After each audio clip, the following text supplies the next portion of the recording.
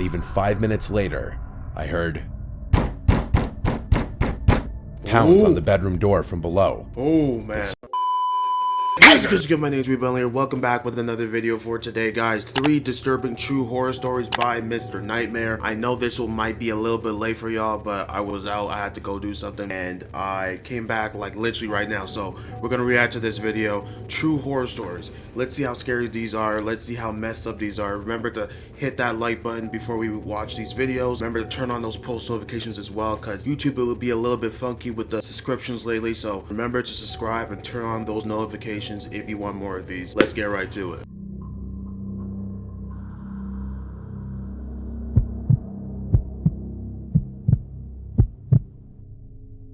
I began subletting a rental house cabin for a couple months in 2023 when my dad and I were bucking heads and I needed to move out. The actual renter of the apartment was having his own personal issues causing him. Bro, I'm sorry to say, but if I'm ever moving out of my father's place and I have to live here, it's not worth it, bro. I can bump some heads with my father a little bit more to get me a better place than this. The heck, this is clocked. To leave the apartment, and I'll just refer to him as my landlord to make it easier. The cabin was an entire unit rental, and it was paid month to month, which was ideal for my temporarily shitty situation. It was 2 floors technically, a small kitchen, decent-sized living space, and 1 bedroom that you had to climb a little flight of stairs to get to, and there was a quirky hatch-type door that you'd have to open to get to the upstairs bedroom. I had already been there for a month. Wow. I paid for the second month's rent already by this point, Sounds so sus I was already. fully situated there. The cabin sat at the end of a dirt road with a few other similarly sized cabin-type houses. One was vacant as far as I knew, because I never saw cars parked out front or lights on. The other houses, well, I never met the neighbors, but I knew people lived in them. I work 12-hour shifts sometimes, and when I get home, I'm completely exhausted and will just go straight to bed and watch TV until I fall asleep. This was one of those nights. I got home, made a peanut butter and jelly sandwich and a protein shake as my late-night dinner, then went to bed. I always shut the door on the floor every night. I find myself to be uncomfortable at night, having the entrance to your bedroom opened. Something about it makes me feel exposed or vulnerable. Yeah, it's this weird. door in the floor didn't have a lock. This cabin was made for 1 person or a couple. That is so odd. I never understood those type of room where it's in the floor. You have to walk upstairs to your room. Like, that is so weird, bro. And it has no lock? Bro, someone can break into your place so easily. I was watching TV in bed when I heard it. A voice from down below saying, "Who's up there?" I instantly felt my heart stop for a second as I shot up to an upright position. Whoa. It sounded like it came from inside the house, but it also could have maybe come from outside. I grabbed the TV remote to turn off the TV. I crawled over to look at the circular window above the bed. I didn't see anyone out there. That's crazy. It was also very dark. I said, "Who's there?" And the deafening silence that followed afterwards led me to getting off the bed and putting my hand on the Yep, bro, this is where you call the police. Oh, you should have a shotgun or something with handle to the door. I lifted the door and looked down the staircase. I actually said my dad's name, thinking maybe he came over. Why would you do that? There was no response. I walked downstairs. You're crazy. I was extremely scared. Why would you do that? Flicked on the first light switch I passed. The living room lit up. As I expected in the back of my head, there wasn't anyone down there. I was still chalking this up to someone from outside. This is crazy. This is crazy you're doing this right now. What gave you the guts to do this? I turned on the front outside light and looked out the windows, and there wasn't anyone in front. By this point, I was really confused. I turned off the living room light and climbed the stairs back to my bedroom, shutting the door on the floor. I was pretty awake now, so I turned the TV back on, and not even 5 minutes later, I heard pounds on the bedroom door from below. Oh, man. It sounded angry or like they were supposed to scare me. Here we go. If there was any doubt before, this confirmed it.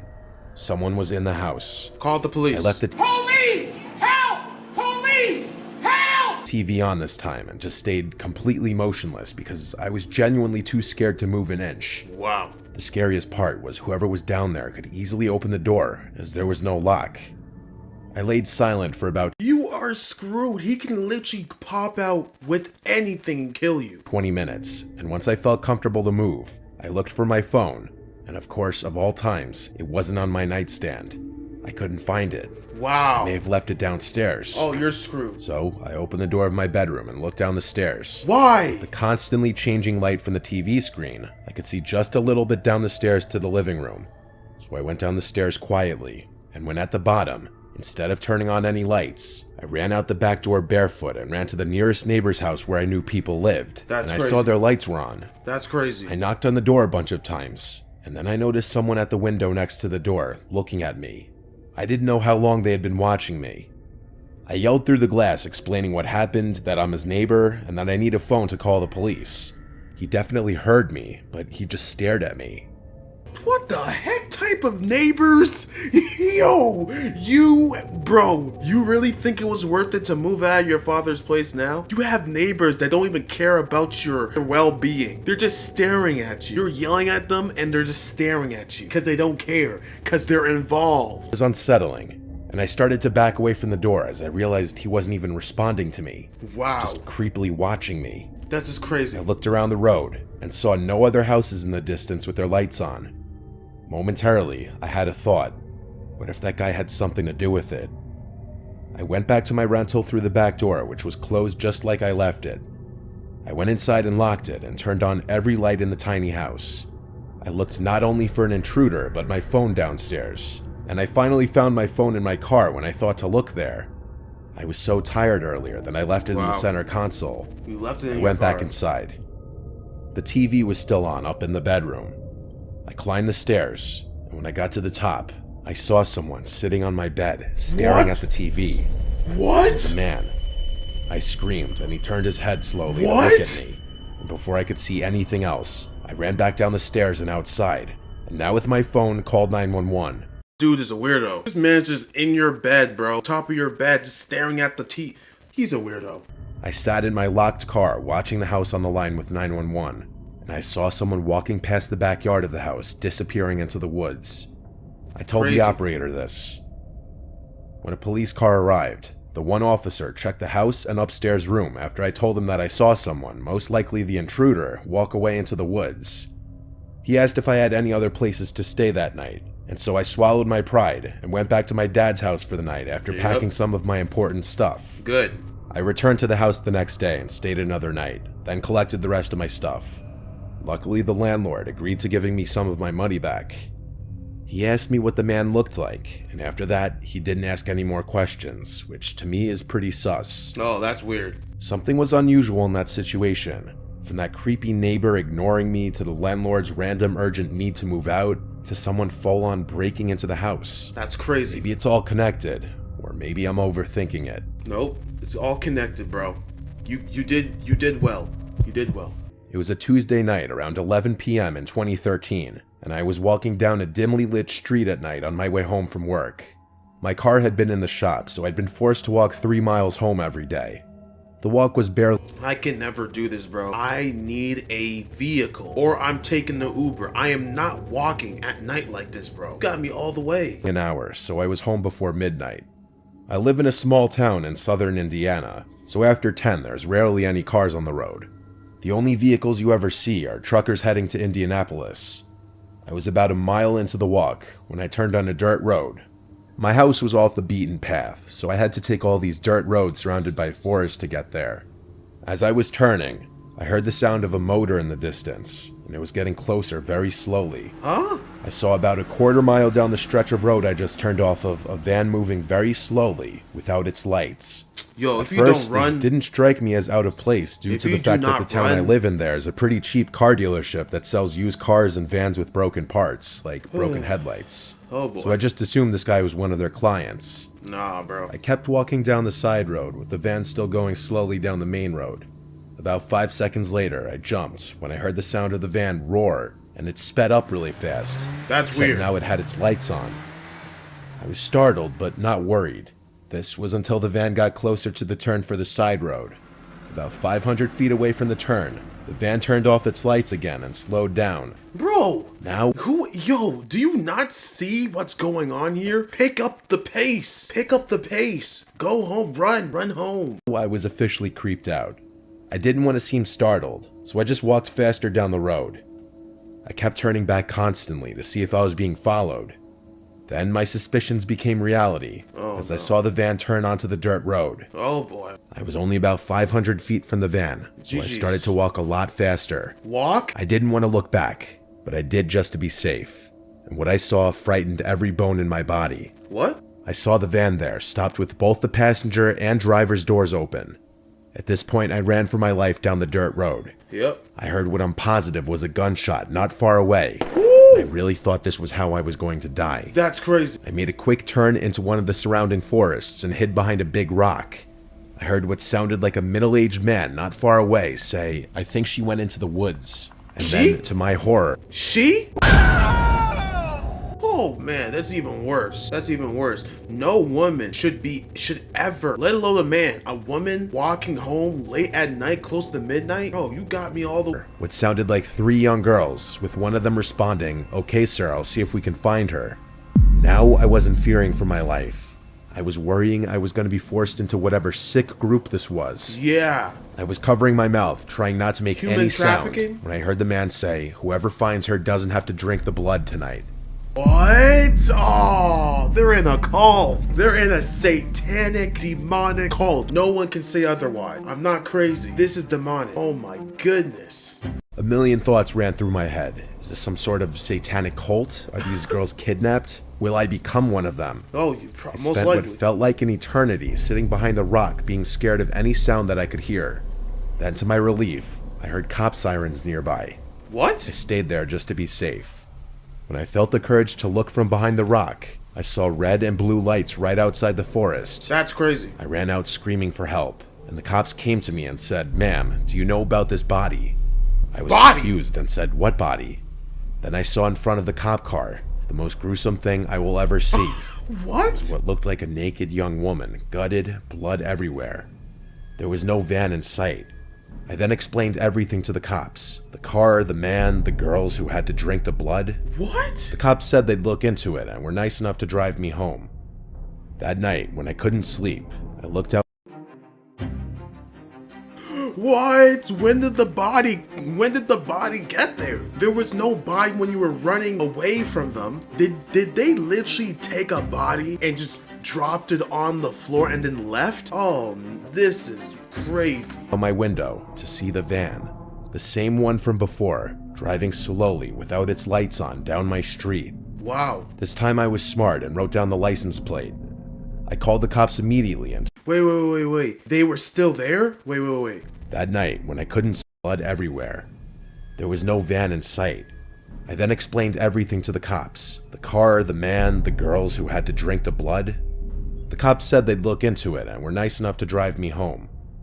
That night, when I couldn't sleep, I looked out my window to see the van, the same one from before. That's crazy. Driving slowly without its lights on down my street. That's crazy. This time I was smart and wrote down the license plate. I called the cops immediately and told them that Wow, you saw the license plate from down there? You saw the license plate from your room? I couldn't even see that, bro. Unless if you're on the first floor, maybe, but on the second floor, it's harder to see, especially when it's dark. Okay. I saw enough. and gave the license plate number. Fair enough. As expected, when the cops came, the van was long gone. Of course. But what they told me is what will horrify me to this day. What? The cops said we checked the license plate number. It's a plate registered in South Dakota. But the thing is, we checked with other precincts around the country, and they've gotten reports tonight that there was also a suspicious van with that license plate. Oh, one boy. in Vermont, one in Nevada, one in Alaska, and one in Texas. What? What the heck is going on? Said we'll call you if we get any more information. The cops left, and I never got a call. Alaska? I don't really believe in the paranormal, so my best guess is that it was some sort of cult that used fake license plates to do their sick things all across the country. Oh But yeah. I guess I'll never know. I moved out of Indiana, and now I make sure when I see something suspicious, I bolt. Hey man, Alt, you haul your butt the heck out of there. My wife and I live in a normal suburb. We have normal jobs, normal lives. The white suburban neighborhoods. Yes, the white suburban neighborhoods. If you know, you know. Next to normal neighbors. We live the, I guess you'd say, standard American lifestyle that most of us are taught by our parents to achieve. Look at these Me houses. sitting down to write this story is already saying something because I'm not a writer, The last time I typed something out this long was the last paper I wrote in college. Wow. But something happened That's not that crazy. long ago that no one can explain, and it still scares us to this day. My wife Gianna and I had a normal day, and after work, we decided to go out to eat for a change, and we got back around 9. We don't stay up very late on work nights, so by 9:30, we were brushing our teeth getting ready for bed. 9:30? My goodness. By 10 o'clock, we were in bed, and we usually shut the lights off at 11. We Okay. either read our books or watch our show. Okay, fair Tonight, enough. we were watching our show. Then the phone rang. Gianna told me not to answer it. Anyone calling at this hour can't be good news. Yeah, I true. agreed with her, but for that reason, I said I should pick it up in case it's an emergency. Bro, you should So listen I reached to your over wife. for the phone Bro, you should listen to your wife, bro. Just listen to her, bro. to the bed to pick it up, but it stopped ringing before I could actually lift the receiver. That old landline was trash. The second the call stopped, the caller ID would disappear, and there wasn't a way to check the call history. Interesting. Oh well, wrong number. But a few minutes later, the phone rang again, so I grabbed the phone and looked at the screen. It said unknown number. Gianna and I both thought that was unusual, especially past 10 o'clock. Yep. I feel that there's a generally accepted cutoff time for phone calls, and that's after 9 p.m. I didn't pick up the phone. Usually but right 8, after it 8:30. stopped ringing, the phone rang again. Suddenly, it felt like it was an emergency. Bro, it's a Nigerian scammer, bro. It's an Indian scammer. Why are you even trying to pick this up, bro? Don't even bother. It's a scammer. India or Nigeria, either or. Just go about your day or your night, watch your show, go to bed. Like, God forbid something happened to a relative, so I picked up in a hurry. Come on. On the other end, it was the voice of my neighbor, Al. He asked me if I knew that man standing out in front of my house. I What? said, "What are you talking about?" He told me to go outside and hung up. What? Yo, what in the world? Your neighbor Al has your number, but it says unknown? And then literally he tells you, go check outside, and then he hangs up? This is weird, bro. This is weird. I found it insanely bizarre the way he'd just hang up abruptly like that. Exactly. Gianna's face when I told her what Al just said was a look of fear. She Very said, weird. "Don't go out there." I said, "I'm just gonna look out the window." I went downstairs and moved the curtain a bit to look out to the front lawn. There was definitely no one standing outside. All right. I opened the front door and then the storm door and stepped out to the front stoop. Why would you do that? I looked around and looked into the bushes right in front of the house. Nobody. So I got a little annoyed at the idea that Al would prank call us this late on a work night. It also just felt a little out of character for him to do that. I went back to bed and told Gianna that no one was out there and Al was probably messing with us. Most likely. She was just as confused by that as I was. It just felt bizarre. She told me to call him, and so I did. But it rang and went straight to voicemail. So I left a Yeah, it wasn't your neighbor, bro. It wasn't your neighbor. voicemail saying, "Hey Al, what was that call about? Give me a call back." Then the phone rang. It said unknown caller again. Here we go. I picked up, and it was Al again, saying before I could even say anything, "Go outside. There's someone standing outside your house." Liar. He It's said not it in you. a calm, slow voice. Then he hung up. I got up and said out loud, "All right, what the hell is going on?" No. I told Gianna to wait here. Don't do it. I went downstairs and back to the window. Don't do I it. looked through the curtain, and this time I saw someone standing right at the end of our walkway where it met the sidewalk. He had Weird. a hood over his head, effectively Weird. covering his face to just blackness. Weirdo. I was honestly shaken. I opened my door and said outside, "Can I help you?" The man just stood in place. I threatened him with calling the police. Then the house phone rang again. I closed the front door and went to the kitchen phone, and this time noticed the caller ID showed my neighbor Al's number. Wow. I picked up, and Al said in a much more normal voice, "Hey, I just got your voicemail. What was that about? I didn't call you." I was so confused. I swore to him he just Here we called me go. twice, telling me about a man outside my house. He sounded even more confused than me. Then moments later, he said he doesn't see anyone outside my house. I went back out to look out the window, and that man who was standing outside my house was gone. I demanded Al tell me right now if this was a joke, and if I found out it was and he wouldn't tell me, we'd have a problem. Yeah. Al claimed he was telling the truth, and he's not some immature prankster kind of guy. He's a very low-key, respectful person. I had to put him on speaker so Gianna could vouch for me that I wasn't going crazy, and that we did in fact get 2 calls from someone who sounded just like him. He did the same and put his wife on the phone as well to vouch for him. Bro, bro, this is crazy. You do know what this means, right? Y'all don't know what this means, bro. These people, these psychopaths are using AI. Bro, if he sounds exactly like your neighbor, this creepy dude, we don't even know who the heck he is using AI to mimic that person's voice, already has his information so that he can call you so you can go outside. And then he does the same thing to you, to the neighbor. He has your information. He knows what you sound like. What in the world? Nah, bro. This is on another level. In the end, what could he really say though, except for it sounds like someone was pranking us. Eventually, we got off the phone, but I was no less horrified than I was before. I had to go back downstairs one more time to hang up the downstairs phone, and so I looked outside one more time. The man was still no longer there. None of us could ever figure out this unexplainable situation.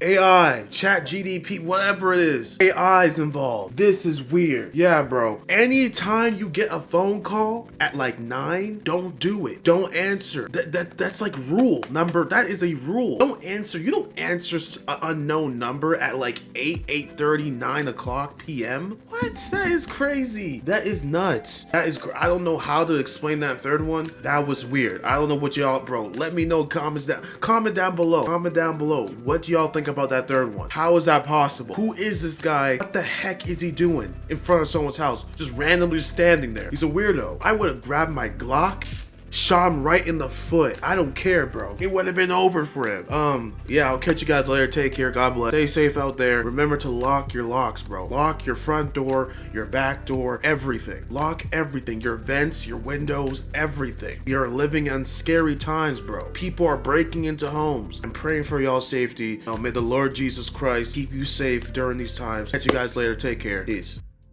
You win. Perfect.